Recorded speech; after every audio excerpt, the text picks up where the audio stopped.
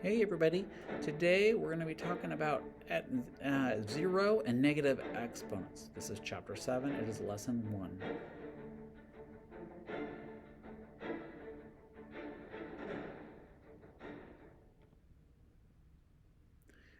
We have already been talking a little bit about exponents, especially where entering them into the scientific calculators are concerned.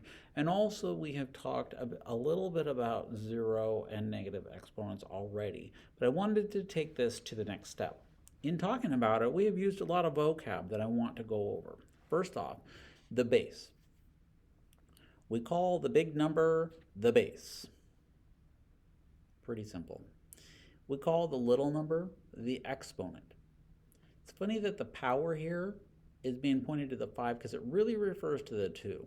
And it's really, there's no real power involved. It's just how we talk about it. It can be confusing at times, but the way that we say it is 5 to the power of 2. 5 to the 23rd power. Something like that is how we typically read exponential expressions.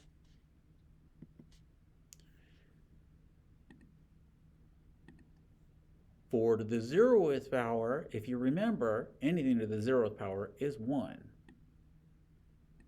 Negative 3 to the 0th power is, if I type this into a calculator and I forget the parentheses, it will show -1, and that is problematic. You want to make sure that you use those parentheses because the real answer is 1.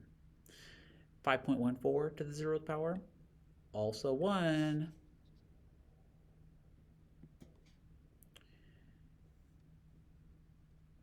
Now here we have a to the -n.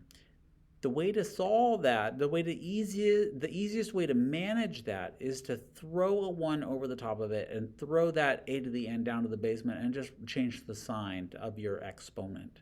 That makes it so that 1 over a to the n is a little bit more user-friendly. It is interesting to think about what negative exponents actually mean and what regular exponents mean. So if I have 2 to the 3rd power, this means, well, that is a really big 3. This is supposed to be the base, and that's the exponent. 2 to the 3rd power means 2 times 2 times 2. There are 3 2's involved in 2 to the 3. If I have 2 to the -3, it still means that there are 3 2's, but rather than multiplication, it changes to division. 2 divided by 2 divided by 2. So in this case, 2 times 2 is 4, times 2 is 8. In this case, 2 divided by 2 is 1, divided by 2 is 1/2. So that is how it changes. The easiest way to manage these, again, is to simply take your base and your negative exponent and throw them to the basement together and throw a 1 over the top if there is nothing left. If you watch out for this trap where you have a negative base and a negative exponent, the negative base will maintain its negativeness as it's thrown to the bottom, but the negative exponent changes to a positive exponent. Evaluating an exponential expression. What is the value of 3s to the 3rd t to the -2 for s equals 2 and t equals -3? So we happen to know that s is 2 and t equals -3. I should be able to figure out what this means, or get really close. I have a negative exponent in here, and that is really unhelpful, so I'm going to go ahead and remedy that. First off, I would check this to see if there are any 0 exponents, and I would get rid of the base and the 0 because that means it's 1. But I don't have that here, so we're going to go ahead and rewrite this so that it has 3s to the 3rd I'm going to put a line underneath because I'm going to throw these to the 2 to the basement to get rid of that negative exponent. Ta-da, it's gone. Now I'm going to go ahead and rewrite and substitute my numbers into it. This means 3 times 2 to the 3rd power over negative 3 to the 2nd power.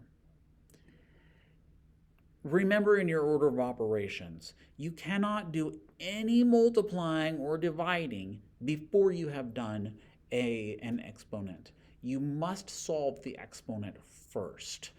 It won't work otherwise. You'll come out with the wrong answer. So make sure to get rid of those first. So before we do any multiplying and dividing, let's evaluate the exponential part of the problems. 2 to the 3rd power is 8.